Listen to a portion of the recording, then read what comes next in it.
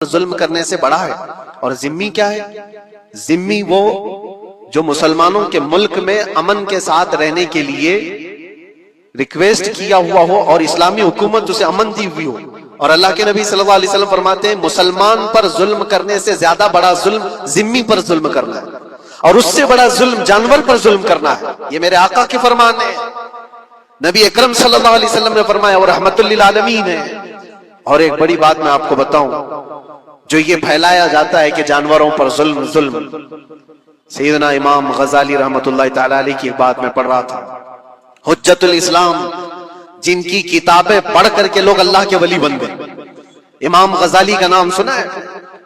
اتنی کتابیں انہوں نے لکھا، تصوف کے امام ہیں، علم کلام کے امام ہیں، منطق کے امام ہیں، فقہ و تصوف کے امام ہیں، بے شمار علوم و فنون کے دریا بہائے ہیں۔ اس حجت الاسلام امام غزالی رحمت اللہ علیہ کے انتقال کے بعد ان کے بھائی نے ان کو خواب میں دیکھا اور پوچھا آپ کے ساتھ اللہ نے کیا معاملہ فرمایا؟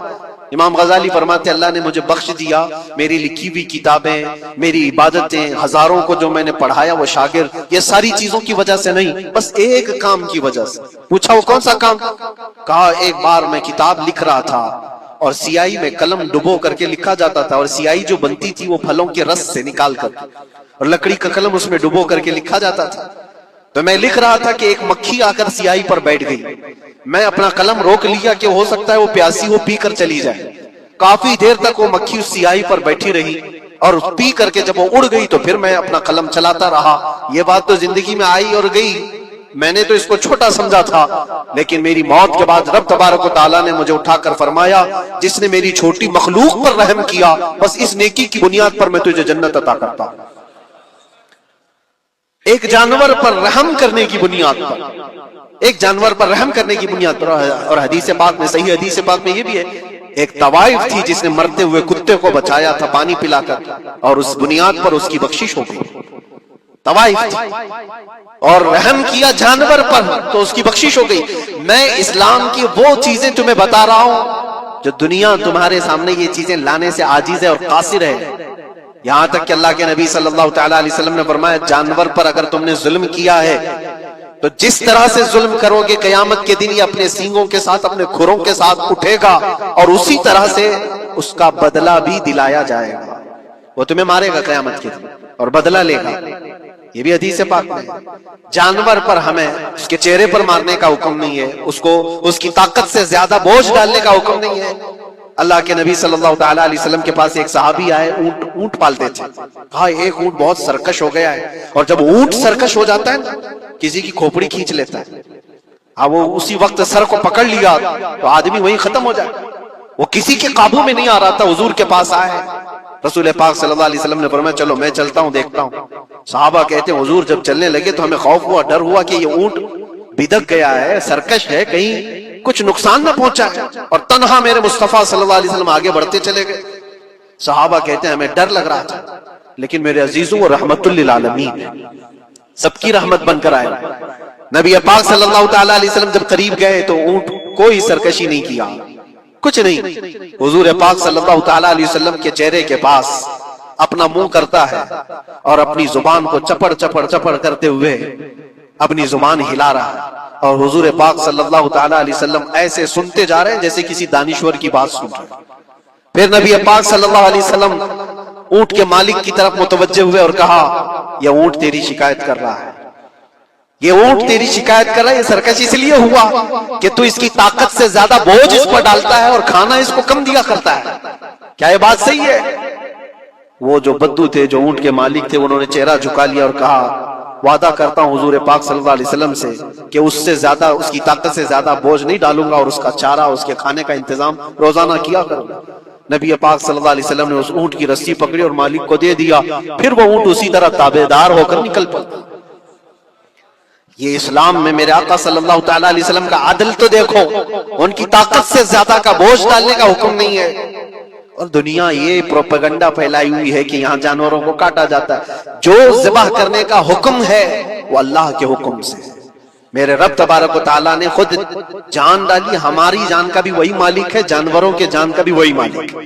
اگر اللہ کا حکم نہ ہوتا تو ہمیں چونٹی مارنے کی بھی اجازت ہے، اللہ کا حکم نہ ہوتا تو ہمیں کسی کو بھی قربانی کرنے کی اجازت نہیں ہوتی.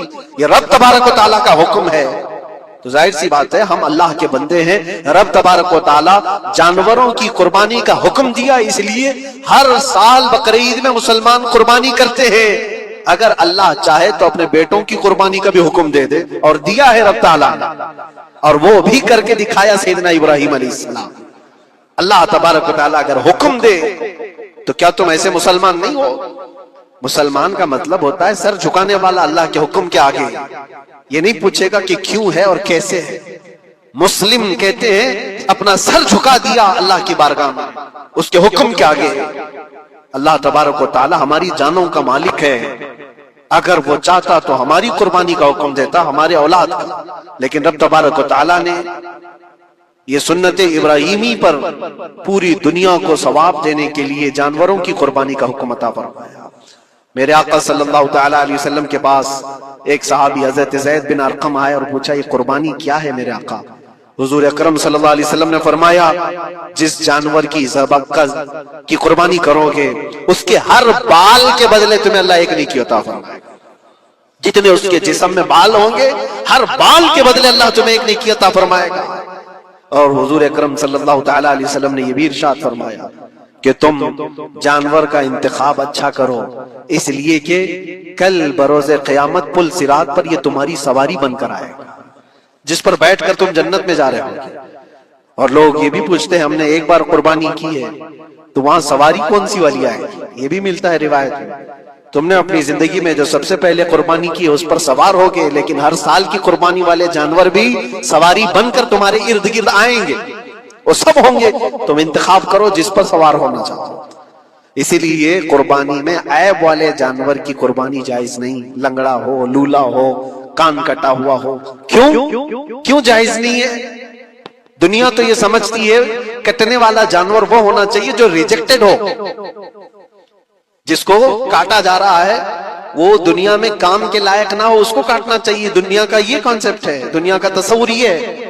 لیکن نہیں, اگر کوئی اپنے استعمال کے لیے کاٹ رہا ہوتا تو میں کہتا ہاں ریجیکٹڈ مال کاٹ لو, لیکن ذبح جو ہم کرتے ہیں قربانی میں وہ اپنے لیے نہیں, وہ رب ذوالجلال کے لیے ہے. اس لیے بندہ یہ دیکھے میں اپنے رب کی حضور کیا پیش کر رہا ہوں. تم اگر کوئی ہدیہ تحفہ خریدنے جاتے ہو اپنے کسی عزت دار شخص کے لیے تو انتخاب سوچ سمجھ کر کے کرتے ہو کہ جس کو میں دینے جا رہا ہوں یہ کتنا ویلیو والا ہونا چاہیے, کتنا عزت والا ہونا چاہیے, اور جو رب تعالیٰ کی بارگاہ میں پیش کر رہے ہو اس کا بھی آپ خیال رکھو. اس لیے لوگ کام چلانے کی باتیں تو بہت کرتے ہیں. قربانی کے متعلق کچھ باتیں ہیں جو مجھے آج عرض کر دی تھی, اس لیے میں نے آج اس موضوع پر آپ سے خطاب کیا. بہت سارے لوگ طرح طرح کے افواہیں بھی پھیلاتے ہیں. یہ تو ان غیر مسلموں کے اعتراضات کا میں نے جواب دیا. دنیا بھر میں ہمارے اوپر الزام کہ یہ لاکھوں جانوروں کو ایسی ذبح کر دیتے, کاٹ دیتے ہیں. لیکن میرے عزیزو, یہی وہ دنیا ہے جو ایک طرف تو جانوروں کی حمایت اور محبت کی بات کرتی ہے اور دوسری طرف ان کے بڑے بڑے ملٹی نیشنل کمپنیاں جانوروں کو بے دریغ ذبح کرتے ہیں, قتل کر رہے ہیں اور کھانے میں بھی استعمال کر رہے ہیں. اور صرف اتنا ہی نہیں, سارے جانوروں کی کھالیں, لیدر کی بیگ, لیدر کے جوتے, لیدر کے بیلٹ, لیدر کی ٹوپیاں, لیدر کے جاکٹ سب بنا کر کے دنیا پہن رہی ہے اور قیمتی چیزوں میں اس کو شمار کیا جاتا ہے. ان سے کوئی سوال نہیں کرتا کہ یہ سب چیزیں کہاں سے تم لائے, یہ سب چیزیں تم کہاں سے لائے؟ کیا بغیر کسی جانور کے ذبح کیے ہوئے اس کی کھال کا استعمال کرتے ہو؟ لیدر کا استعمال تو ساری دنیا بڑے فخر سے کر رہی ہے, حتیٰ کہ گھروں کے استعمال کرنے والے صوفے اور کرسیوں پر تک استعمال ہے, اپنی بیٹھنے والی گاڑیوں میں کار کی سیٹ پر تک استعمال ہے. تمہارے پہننے والے جوتے, تمہارے پہننے والے بیلٹ, تمہارے پہننے والے جاکٹ, سب جگہ تمہارا استعمال ہے. اور صرف میں یہ نہیں کہہ رہا کہ دنیا میں صرف مسلمان استعمال کرتے ہیں, ساری دنیا لیدر کا استعمال کرتی ہے. یہ لیدر کہاں سے آتا ہے؟ تو یہ دغلا پن, یہ جو ڈبل رول ہے, ڈبل سٹینڈ, ایک طرف حمایت کی بات کرنا اور دوسری طرف بے دریغ ذبح بھی کرنا, یہ سب چیزیں دنیا کو بیوقوف بنانا اور اسلام کے خلاف ایک پروپیگنڈا پھیلانا. لیکن اے مسلمان, ذہن و دماغ میں کسی ایسے ماڈرن کلچر کے ایسا کوئی فریفتہ ہو اس کی باتوں میں آ کر تم یہ سوچو کہ نہیں اتنے پیسے میں قربانی کے بجائے صدقہ کر دوں کسی غریب کو دے دوں، ناجائز ہے۔ تمہارے اوپر سے قربانی کا وجوب ختم نہیں ہوگا، وہ اسی طرح سے باقی رہے گا اور گنہگار بھی رہو گے۔ اللہ کریم سے زیادہ تم رحم کرنے والے نہیں ہو، اللہ ارحم الراحمین ہے۔ اللہ ارحم الراحمین ہے، جب وہ حکم عطا فرما رہا ہے تو کیا تمہارے دل میں اس سے بھی زیادہ رحم ہے؟ تو قربانی کے دنوں میں صرف قربانی ہی ہوگی۔ اب کچھ جو چیزیں ایسی ہیں پھیلائی گئی، دیکھیں ایک بات میں آپ کو بتاؤں، اللہ کے نبی صلی اللہ تعالی علیہ وسلم رحمت للعالمین ہے، سب کا ماننا عقیدہ ہے، وہ رحمت للعالمین